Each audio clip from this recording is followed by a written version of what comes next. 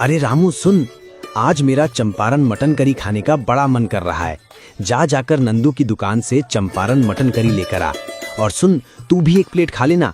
नंदू की Champaran mutton curry का स्वाद लाजवाब होता है। हाँ ठीक है मालिक, पर मुझे मटन करी लाने में थोड़ा टाइम लगेगा। अरे क्यों भाई, क्यों टाइम लगेगा? अरे मालिक, आप नहीं जानते, नंदू के चंपारण मटन करी की दुकान पर बहुत लंबी लाइन लगी होती है। हाँ भाई, तुम्हारा नौकर सही कह रहा है। नंदू की मटन करी के लिए घंटों लाइन में लगना पड़ता है। अरे भाई, नंदू की चंपारण मटन करी होती भी तो जबरदस्त है। लाइन तो लगेगी, कोई बात नहीं, तू जा। नंदू बहुत ही लजीज चंपारण मटन करी बनाया करता था। उसकी चंपारण मटन करी खाने के लिए लोग दूर दूर से आया करते थे। नंदू बिहार के एक छोटे से गांव मिथिला का रहने वाला था। नंदू अपने बूढ़े माता पिता और पत्नी राधा के साथ रहता था। अरे बेटा सुन, तेरे बाबूजी और मेरी दवाइयाँ खत्म हो गई है। नंदू और उसके परिवार ने जिंदगी में बहुत कठिनाइयाँ देखी थी।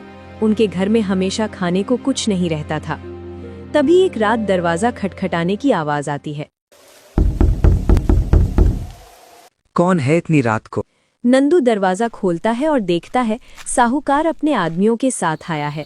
नंदू, तुझे 6 महीने हो गए कर्ज दिए, तूने अभी तक लौटाया नहीं। बस अब मैं इससे ज्यादा नहीं रख सकता। मैं तुझे आखिरी बार बोल रहा हूँ, अगर तूने अगले महीने तक कर्ज नहीं दिया तो तेरी जमीन जब्त कर लूंगा। नहीं साहूकार जी, इस बार जरा मुश्किल है।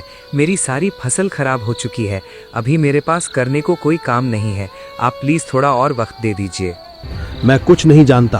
अगले महीने मैं इसी तारीख को आऊंगा। कर्ज नहीं दिया तो उसी टाइम पे तेरा घर और जमीन जब्त कर लूंगा, समझा? इतना कहकर साहूकार वहां से चला जाता है। तभी नंदू अपनी पत्नी राधा से बोलता है। राधा, मैं क्या करूं? इतने कम समय में इतना पैसा कहां से लाऊंगा? जी, साहूकार बहुत ही लालची आदमी है। अगर उसके पैसे समय पर नहीं दिया तो हमारा घर और जमीन छीन लेगा। नहीं राधा, तुम चिंता मत करो, मैं कुछ ना कुछ करता हूँ।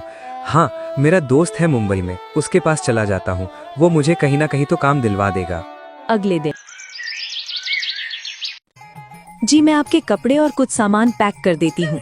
नंदू का दोस्त लल्लन मुंबई में एक कंपनी में काम करता था। नंदू जैसे तैसे अपने दोस्त के पास पहुंचता है और अपने दोस्त लल्लन को अपनी आप बीती सुनाते हैं। अरे भाई, तू चिंता मत कर, अब तू मेरे पास आ गया है। मैं तुझे कल ही कहीं काम पर लगवा दूंगा, ठीक है? मैं तेरे लिए कुछ खाना बना कर लाता हूँ। अरे नहीं भाई लल्लन, तू अभी काम से थक के आया है। आज मैं तुझे अपने हाथ की चंपारण मटन करी बनाकर खिलाता हूँ। क्या? चंपारण मटन? सच में? यार, तेरे हाथ की चंपारण मटन करी खाने का बड़ा मन कर रहा था कई दिनों से। अच्छा चल, तू मटन लिया, फिर मैं बना दूंगा मटन करी। लल्लन मटन लाकर नंदू को देता है। नंदू चंपारण मटन करी बनाकर लाता है। लल्लन एक निवाला खाते ही कहता है, अरे वाह नंदू भाई, क्या स्वाद है मटन करी खाकर, मजा ही आ गया। तू एक काम क्यों नहीं करता, मुंबई में अपनी चंपारण मटन करी बेचने का शुरू कर दे। कमाई अच्छी होगी, तेरे हाथ के मटन के लोग दीवाने हो जाएंगे। लेकिन भाई, ठेला लगाने के लिए मेरे पास पैसे नहीं हैं। तू चिंता मत कर, मैं तेरी इतनी मदद तो कर ही दूंगा। कुछ ही वक्त में लल्लन ने सारा बंदोबस्त करके मुंबई के फुटपाथ पर नंदू को ठेला लगवा दिया। नंदू वहां चंपारण मटर करी बेचने लगता है, लेकिन शुरुआत में ग्राहक कम आते थे। लेकिन जितने आते सभी चंपारण मटन करी की तारीफ करते थकते नहीं। अरे वो भाई, मजा ही आ गया। मसालेदार मटन करी है। जरा 2 प्लेट पैक कर दो, अपने घर लेकर जाऊंगा। बीवी बच्चों को भी खिलाऊंगा। नंदू 2 प्लेट पैक कर देता है और धीरे धीरे नंदू का काम चलने लगा।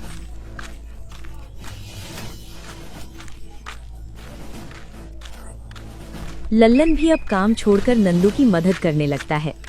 नंदू और लल्लन मिलकर मटन करी का ठेला चलाते थे और नंदू ने कर्ज के पैसे भी राधा को भिजवा दिए थे और मटन करी की बिक्री भी बढ़ने लगी थी। नंदू, क्यों ना हम एक ढाबा किराए पर ले ले? ठीक है भाई। सब कुछ अच्छा चल रहा होता है। तभी एक ग्राहक आता है और बोलता है, अरे नंदू भाई, आपके हाथों में तो जादू है। मजा ही आ जाता है मटन करी खाकर। लल्लन को ये बात अच्छी नहीं लगती है। मैं भी तो मटन करी बनाता हूँ, पर लोग सिर्फ नंदू की तारीफ करते हैं। मुझे नंदू का नौकर समझते हैं। इन्हें पता भी है नंदू को यहाँ तक मैं ही लाया हूँ।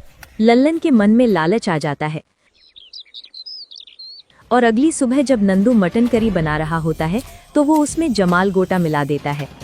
आज देख नंदू, जो लोग तेरी तारीफ करते हैं वही लोग आज कैसे तेरी धुलाई करते हैं। लल्लन जैसे ही मटन करी से भरा बर्तन उठाकर दुकान में रख रहा होता है, जो अचानक उसके हाथ से फिसल जाता है और सारी मटन करी नीचे गिर जाती है। उसका हाथ जल जाता है। अरे लल्लन, तू ठीक तो है? तेरा हाथ तो जल गया है। अरे यार, वो मटन करी ज्यादा गर्म हो गई थी, मेरे हाथ से फिसल गई। भाई, मटन करी का सारा सामान खत्म हो गया है। आज ढाबा बंद रखते हैं और चल तेरे हाथ पर पट्टी कर देता हूँ। लल्लन की चाल उस पर ही उल्टी पड़ जाती है। फिर भी उसके मन में नंदू के खिलाफ नफरत खत्म नहीं होती। यार लल्लन, कितने दिन बाद अपन साथ बैठे हैं। रोज सुबह से ढाबे पर जाते हैं और रात को आकर सो जाते हैं। सच कहूँ, अब लगता है कि अपने परिवार को भी हमें यहाँ बुला लेना चाहिए। नहीं यार, अभी तो हमने कुछ कमाया ही नहीं है। पहले एक अच्छा सा घर ले लूं, फिर। भाई, बड़ी याद आ रही है आज परिवार की। पूरा 2 साल हो गया उनसे मिले और फिर हमने इतना तो काम ही कर लिया है कि उनको यहाँ लाकर किराए के मकान में रख सके। देख नंदू, अब से तू तेरा देख और मैं मेरा देखूंगा। इतना कहकर लल्लन वहां से चला जाता है। लल्लन को ऐसे पहली बार गुस्सा करता देखकर नंदू को थोड़ा अजीब लगता है। अगले दिन नंदू ढाबे पर जाता है तो देखता है कि लल्लन ने उसके ढाबे के सामने एक नया ढाबा खोल लिया है और नंदू काम पर लग जाता है। पता नहीं इस नंदू ने ऐसा क्या जादू किया है, ग्राहक मेरी दुकान पर आते ही नहीं। इस नंदू का तो कुछ करना पड़ेगा। नंदू अपने ढाबे पर काम में इतना मगन होता कि इसी समय का फायदा उठाकर लल्लन ढाबे में घुस जाता है और मटन करी में केमिकल मिलाकर निकल आता है।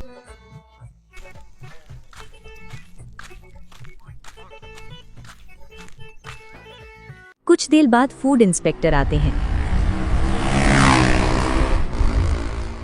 शिकायत आई है कि इस ढाबे पर बेकार खाना मिलता है, सड़ा गला। नहीं सर, मैं तो एकदम हाई क्वालिटी का सामान उपयोग करता हूँ मटन करी बनाने में। फूड इंस्पेक्टर किचन में जाते हैं, मटन करी देखते हैं तो उसमें से सड़ी हुई बदबू आती है। नहीं सर, मैं ऐसा क्यों करूँगा? चाहे तो आप सीसीटीवी कैमरा चेक कर लीजिए। इंस्पेक्टर सीसीटीवी कैमरा चेक करते हैं। उसे साफ दिख रहा होता है कि लल्लन ने मटन करी पर कुछ मिलाया है। लल्लन को पता नहीं था कि नंदू ने ढाबे पर सीसीटीवी लगवाए थे। कहाँ है लल्लन? सर, सामने ही है उसका ढाबा। नंदू और इंस्पेक्टर लल्लन के पास जाते हैं और लल्लन को गिरफ्तार कर लेते हैं। सर, मैंने कुछ नहीं किया। चुप कर, सीसीटीवी पे सब देख लिया है। सुन भाई, मुझे माफ कर दे। मेरे से बहुत बड़ी गलती हो गई। मैंने पैसे के लालच में आकर ये सब किया। मुझे माफ कर दे। लल्लन को पुलिस पकड़ के ले जाती है और नंदू अपने परिवार को भी मुंबई ले आता है और पूरी ईमानदारी से मटन करी बनाता है। आप भी चाहते हो आपका नाम कहानी में यूज किया जाए तो अपना नाम और गांव का नाम कमेंट करें।